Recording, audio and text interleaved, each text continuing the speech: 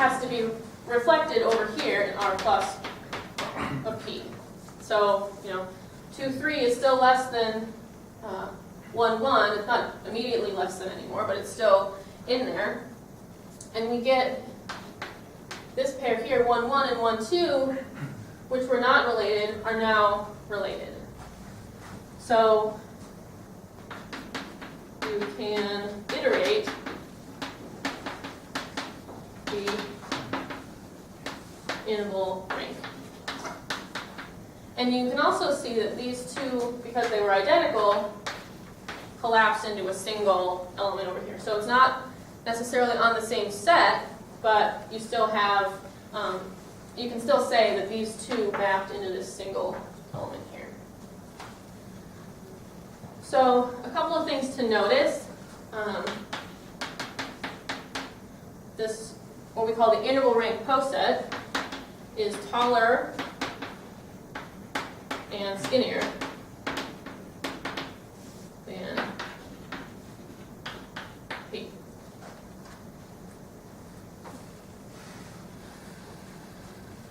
This one. And this taller and skinnier can be proved.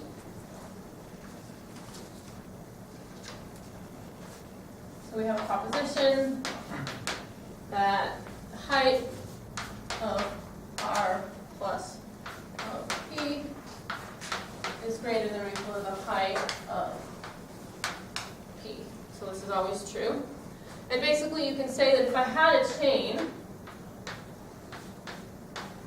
this is over here in P, and I had whatever other things going on, when I map it, because the relation has to be preserved, I still need to have a chain.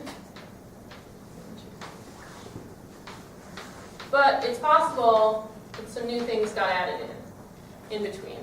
And so chains always map to chains, which means they always have to be taller, at least, or equal. And then, of course, if you map other things in, as we do here, the 1, 2, the 1, 3, and the 2, 3 were added into this main chain, and so it made it taller. And the skinnier, this is taller,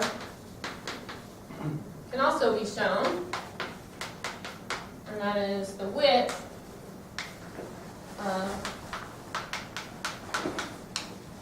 is less than or equal to the width of P.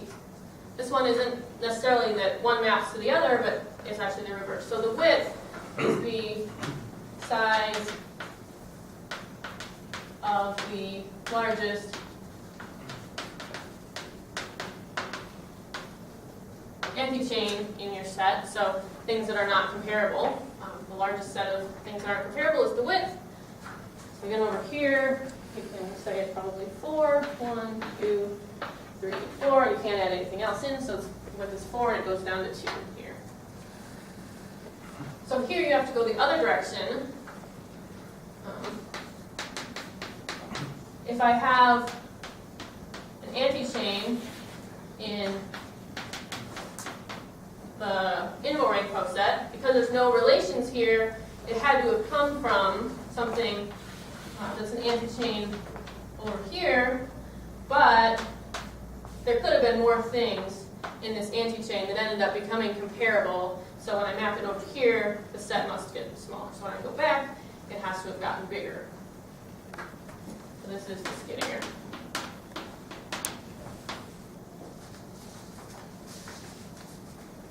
So when things get taller and skinnier, you might think, well, this has to go somewhere. There has to be an end at some point. Or is there a possibility that at some point you'll hit something of width 2 and height 7 that just can't be compressed? And the answer is no. So given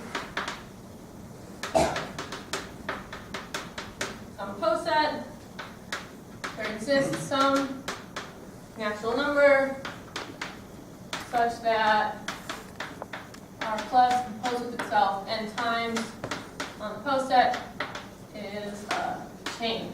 And it may not be, obviously, the height of the full original, if the height could be less than or equal to the size of the original poset, because we lose elements.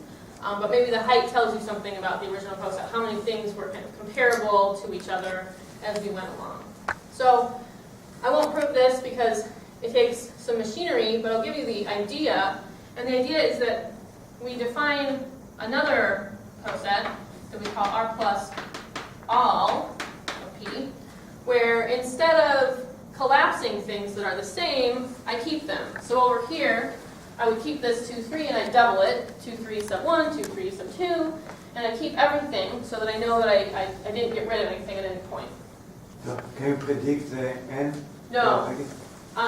That's a question that is open. We can't predict anything. And so I'll show you in some Maple code what we've done in experimental to show what the end height is experimentally, but we don't have a specific answer. And for famous posets like the Buddha net is easy to find? We haven't done it for famous posets. We've done it more randomly. So let's generate a random poset, see what happens. Yeah. Or we've actually also done all bounded posets of size less than or equal to 9. Systematically. Systematically gone through all of them and seen what happens. So you get a sequence. Yep. Yeah, nice. It's already in there. Well, the number of bounded posets is already in there. But The number of the number of, items? well, how do you order the number of, how would you linearly order the number of moves that it takes? Because posets can't put in a linear order. So if there's a way to do it, maybe somehow do a triangular sequence. If I can figure out an order of posets of height k, then I put it in there. Yeah. So you create this R plus all, and you show that at every step, you create at least one new relation. So if I have less than or equal equals a subset, you know, A less than B and B less than C, and I don't know, C less than top, and so forth. So less than or equal is this relation here. Every time I apply this iteration, I have to add at least one new pair to this set to make R plus all. And because there's a finite number of elements, there's a finite number of relations that I could have, and so at some point you have to hit everything. And that point, you would have the chain of height size P. If you hit a chain before that, fine, you just didn't have, your chain won't be the full set. So that's kind of the idea, and it's actually not too hard to show that the relation has to be added every time. And then you're done. So at least R plus all terminates either in a graded poset or in a chain, which is graded. And if it's graded, then you apply R plus one more time, and it collapses into a chain. Did you have a question? Oh, yeah, I was just wondering, like with the height of that thing when you collapse all the way. You said you don't really know, but do you have like any sort of non-trivial bounds on what that could be? Like, no. Okay. No. So it's like completely. The trivial bound, there's a trivial lower bound, obviously the height of the original poset. Right. And well, I'll show you because that's actually the next. Oh, okay. The next piece is showing. Why do I have this thing back on?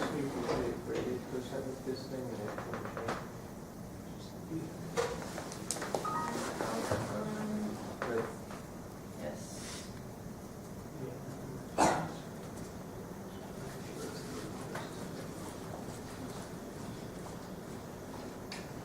Oh, excuse me. Oh, is it not working? The one on the right. Oh, it's the other side? The other like switch. To turn the lights off, Yes. but to lower the screen? Oh, lower Okay. screen is that white box Oh. right there.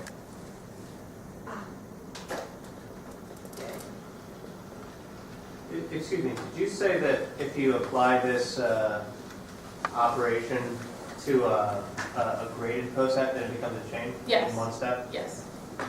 Is it, and it's not the case that applying this operation to an arbitrary poset makes a graded poset? No. Okay.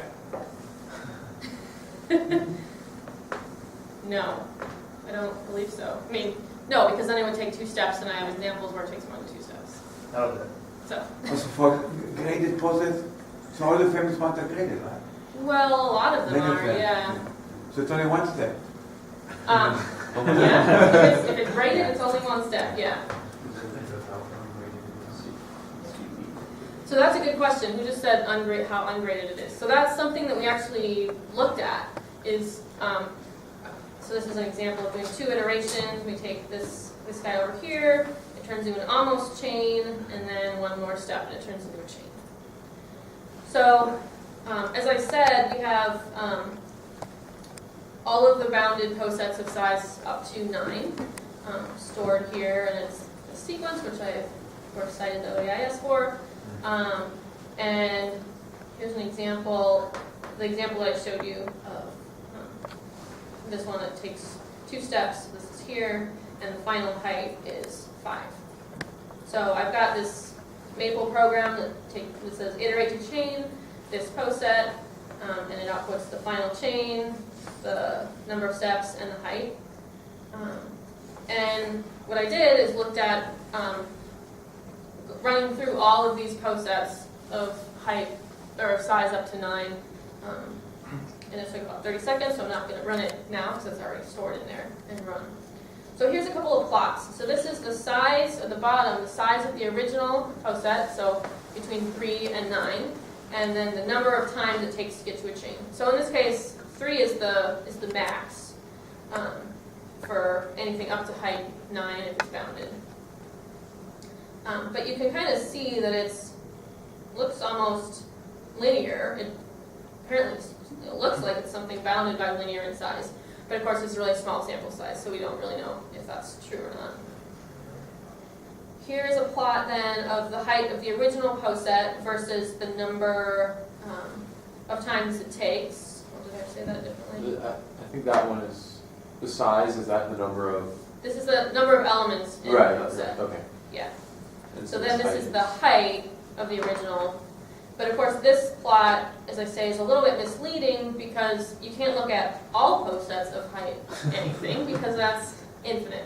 So if it's height up to 9 and size up to 9, we've looked at it. So you can't really say much about the bounds here. And then here, plotting the size of the original and the end height. Also looks like it's fairly well, it has to be bounded by the number of elements in your poset. So because we're looking at all of them, we get the full bounds. And then the height of the original versus the height of the end is all above the diagonal. Okay, so that's with all of the posets. Now if we looked at a random sample, 500 random posets of size between 8 and 25, so that's, if I add the top and bottom bound, then it's 10 to 27. And we look again at the size of the original poset versus the number of iterations. Now, they're mostly small, but you can see there's a few that it takes a while. It takes 5 iterations to get up to. And again, it does look like it's bounded by something sort of linear. So that would be an interesting thing if you could say that it's bounded by something linear. Because something that this can provide at the end is kind of like a total pre-order, because it's a total order at the end, but again, some things are collapsed into the same element, so it's kind of like a total pre-order of your data, and it can tell you really what's above and below each other, or what's equivalent to each other. The original height versus the number of iterations, again, kind of looks bounded. And then these are, I think, interesting looking to me. This is the size of the original versus the height at the end, again, bounded by this diagonal, but fairly clustered here above something. So maybe there's a lower bound. Did you look at the worst ones to see if they have any interesting features? No, we didn't. But that's a good thing to look at, is to say, what the ones that take, these ones up here that take 5 iterations, why are they so bad? But right now I'm just outputting the data, not the posets. And then again here we have this nice clustering right above the diagonal of the height of the original versus the height end. Everything above the diagonal, but we've got some upper bound probably. Well, certainly we do, but what is that upper bound besides the trivial upper bound? Okay, so those are the relations for just plain old iterating interval rank. And then the question was kind of asked about, is there a way of saying how graded a poset is by looking at this? And of course, you could maybe say the number of iterations it takes to get to a chain is some indication of how graded it is. If it takes 10 times to get there, it's less graded than one that takes 5 times to get there. And that's pretty easy. But one thing that we were thinking about is running other kinds of statistics on the posets themselves before and after running the interval rank operation. So we came up with, I don't know, 10 different possibilities for what a measure of gradedness could be on a partial order. And eventually all of them were struck down as bad. So the idea was that we wanted something for which this measure increased or decreased. So we want some function from, well, I guess the set of all posets in the reals, so that f of p is bigger than f of r plus of p. We want something besides the trivial one, which is number of iterations. Or, so this is a measure of gradedness.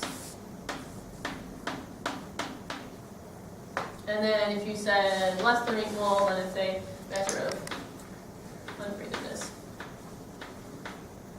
So some of the things we came up with, we conjectured were increasing and some decreasing.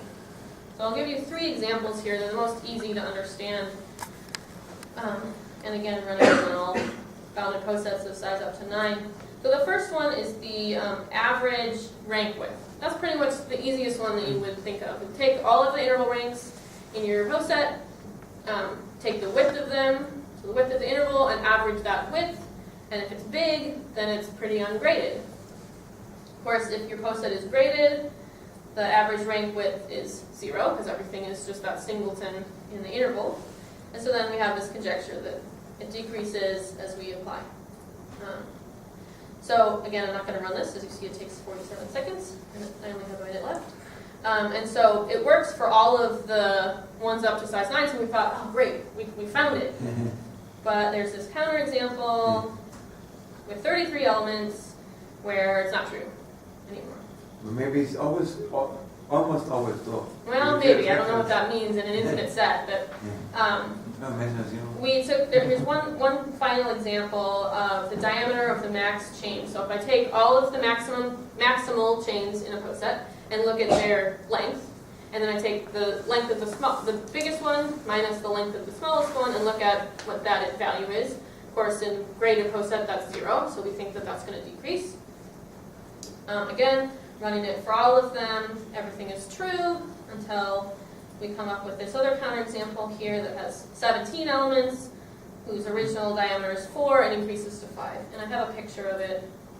This is a counterexample of that one. So these troublemakers, maybe there's only a few of them. Yeah, there seems to be only a few of them, but I don't know how to characterize So you the can do troublemakers. publicity, maybe it's probability. Maybe, yeah. What portion of them are troublemakers? So this is the poset, this is it with its intervals, and then this is what it turns out to be. So you have this long chain, so this is an example where it isn't graded, this long chain, and then another semi-long chain over here. So, moral of the story, the only measure of gradedness that we can find is the number of iterations that it takes to get to a chain, and that's what I have. Thank you very much.